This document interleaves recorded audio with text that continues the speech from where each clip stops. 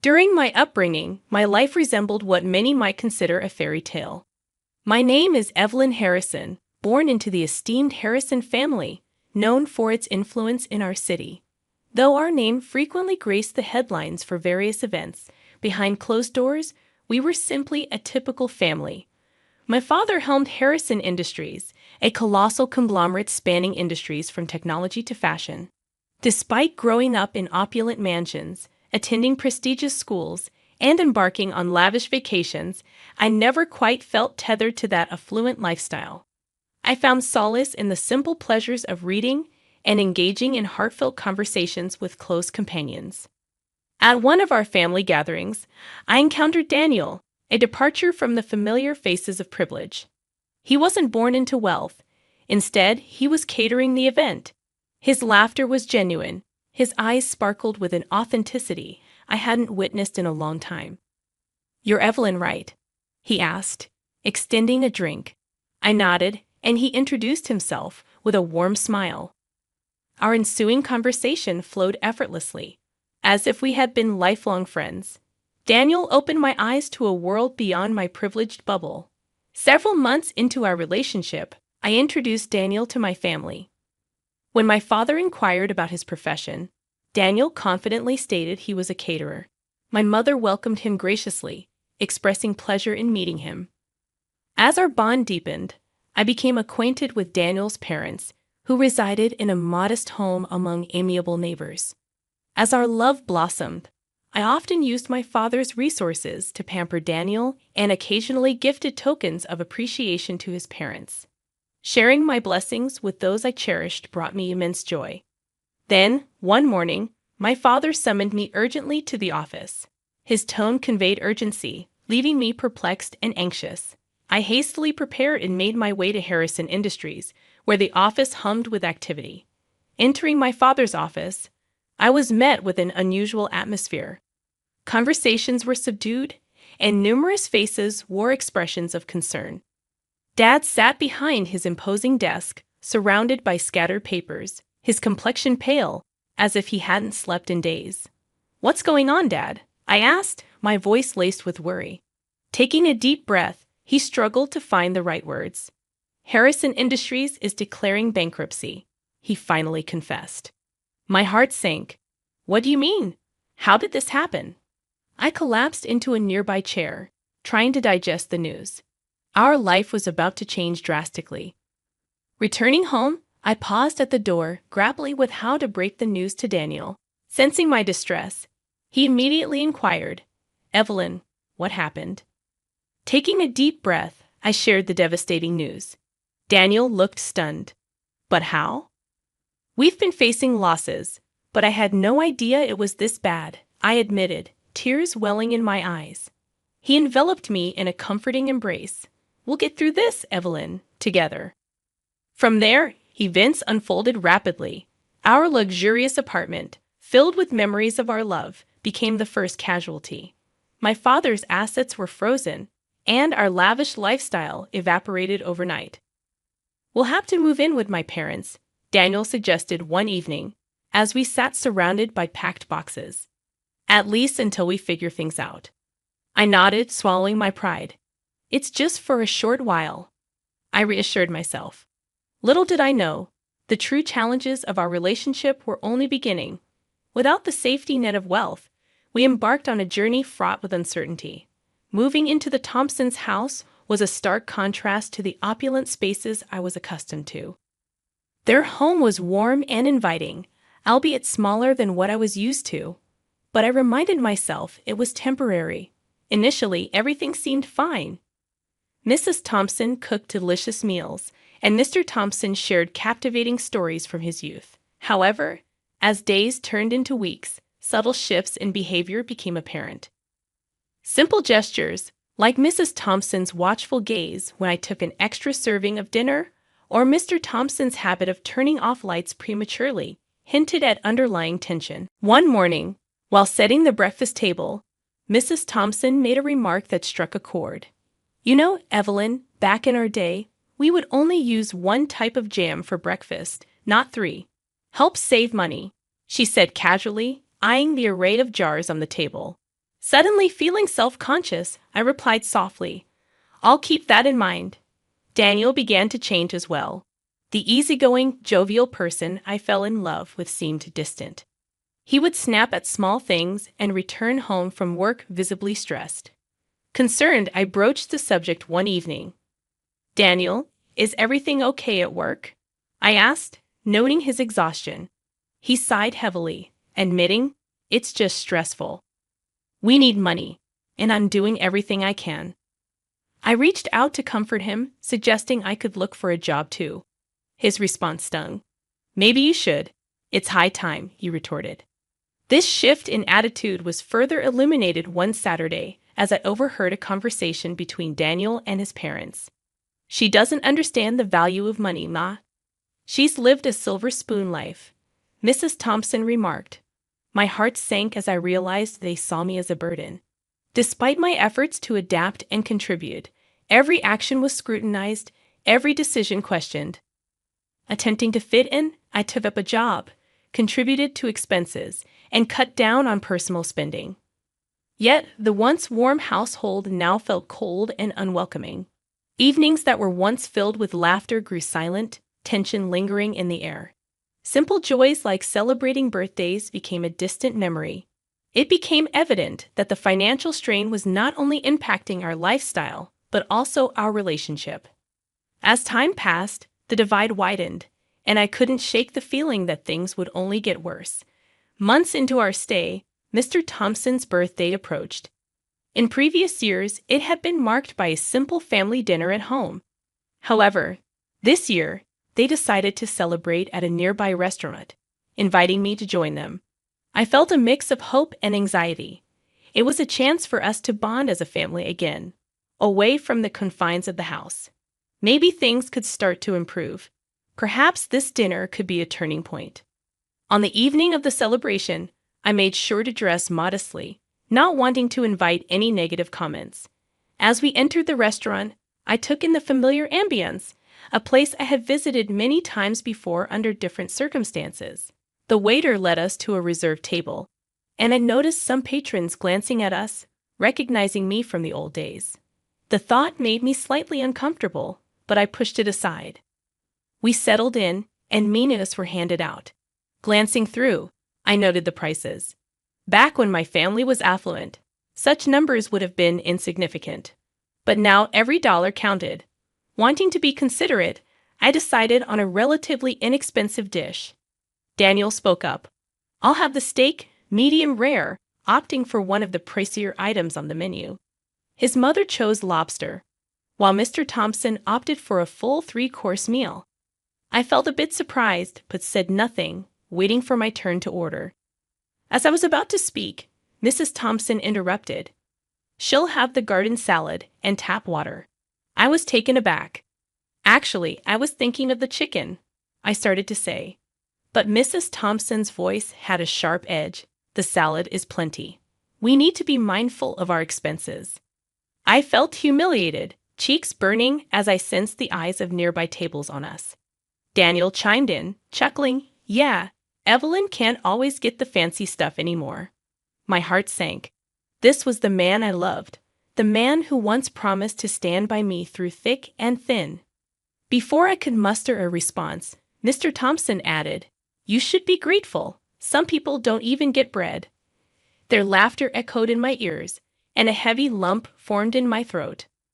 I felt like a spectacle, humiliated in front of an audience.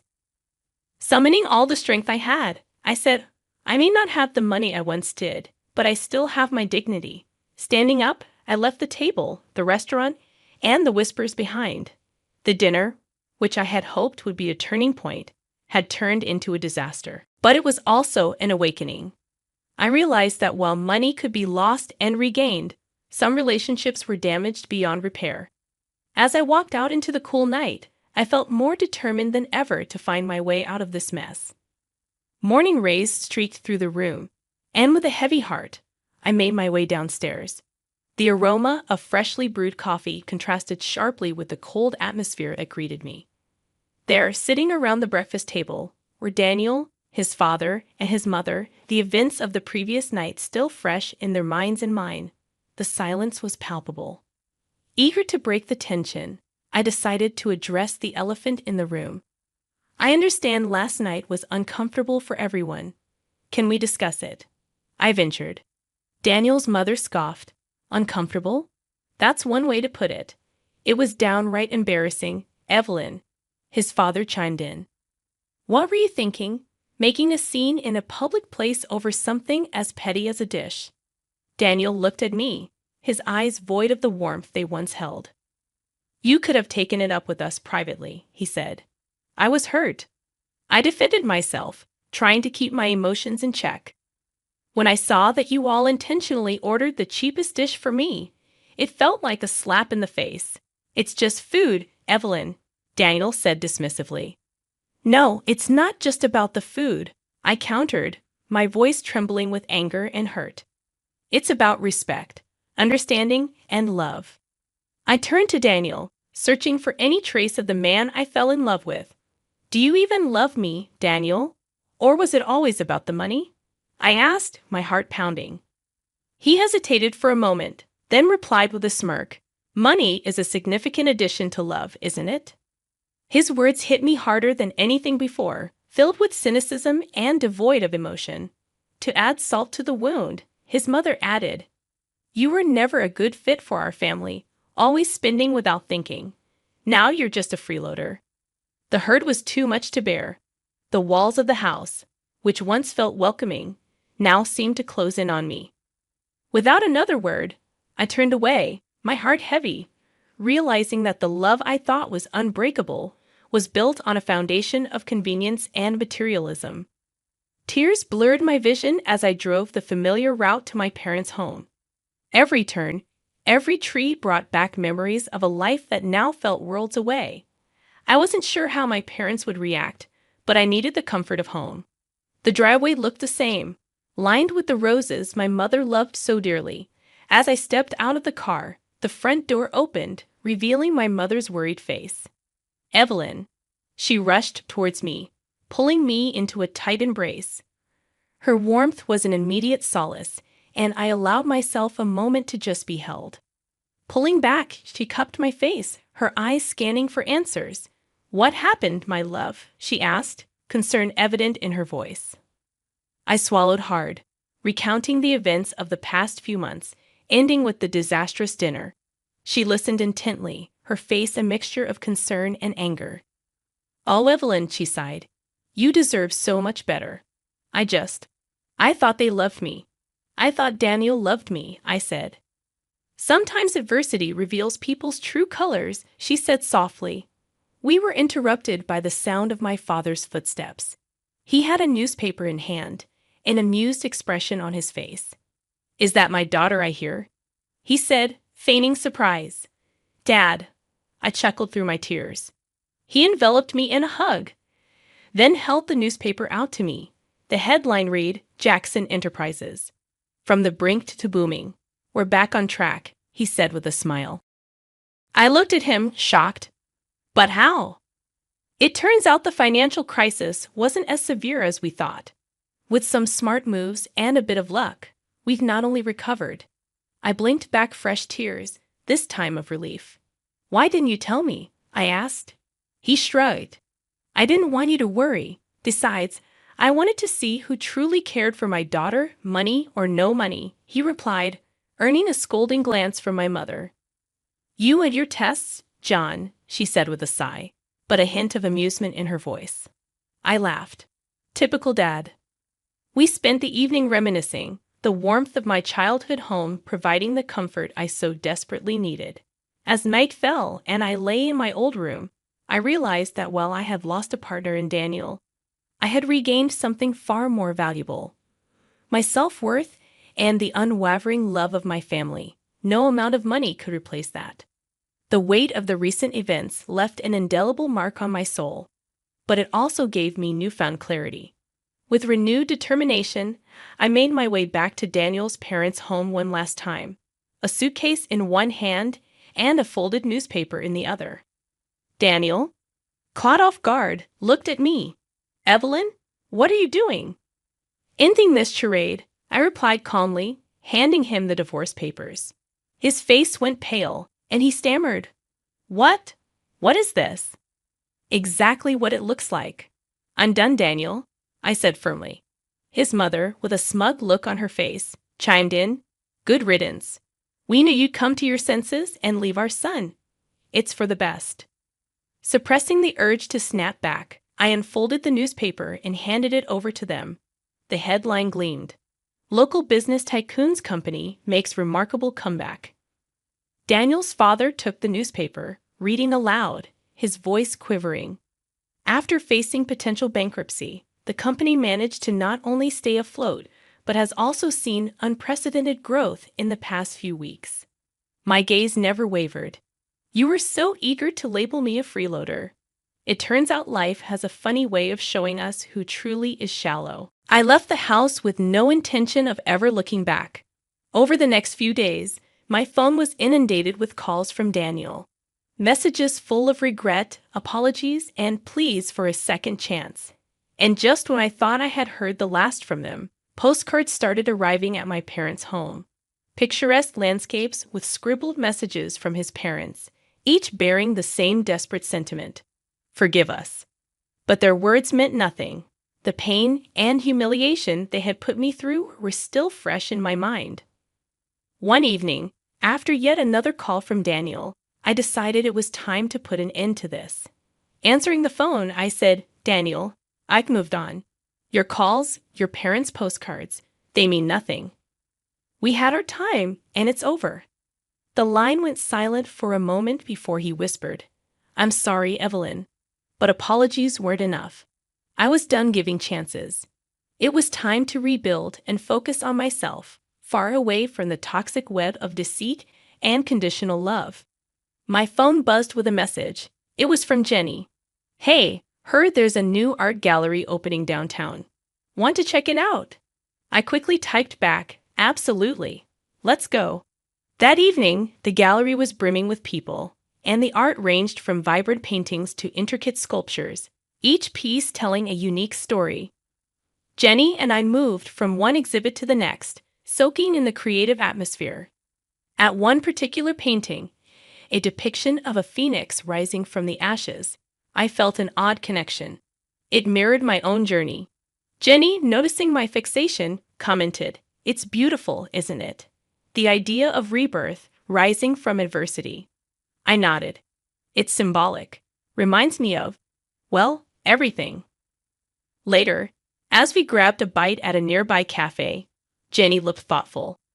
"You know, there's this workshop next week. It's about rediscovering oneself, finding one's passion. Want to give it a shot?"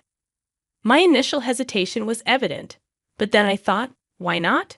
Sure, let's do it. Over the next few weeks, the workshop became a transformative experience. I dabbled in different activities, finding solace in painting. It became a therapeutic outlet for my emotions, each stroke reflecting my innermost feelings. One evening, after a particularly intense session, the workshop instructor approached me. "Your work, Evelyn, it's exceptional. Have you considered showcasing it?" The idea had never crossed my mind. "No, I haven't. But thank you," I said. He smiled. "Think about it. Your art tells a story, and it deserves to be shared." Days turned into weeks, and soon my small home studio was filled with paintings. The once unpacked boxes now contained art supplies. The transition was evident. From a woman scorned to an artist reborn. My father, ever the supportive figure, suggested organizing an exhibition, and with a little persuasion, I agreed. The opening night of the exhibition was a blur. Friends, family, and even strangers admired my work. The Phoenix painting, inspired by the gallery visit, was the star attraction. The evening concluded with a surprise. The workshop instructor approached, holding a check. "A buyer, Evelyn, for the Phoenix painting," he said. Stunned, I stared at the figure. It wasn't about the money, but the validation. My journey, my pain, my rebirth. It had resonated with someone. As the day settled and the exhibition came to a close, I realized that life was full of unexpected twists. But with each downfall, there was an opportunity for a new beginning. My past with Daniel was just that. In the past, I had found my passion, my calling, and for the first time in a long time, I was genuinely happy. Life had come full circle, from pain to passion, from despair to hope. It was indeed a new beginning, and I was ready to embrace whatever came my way.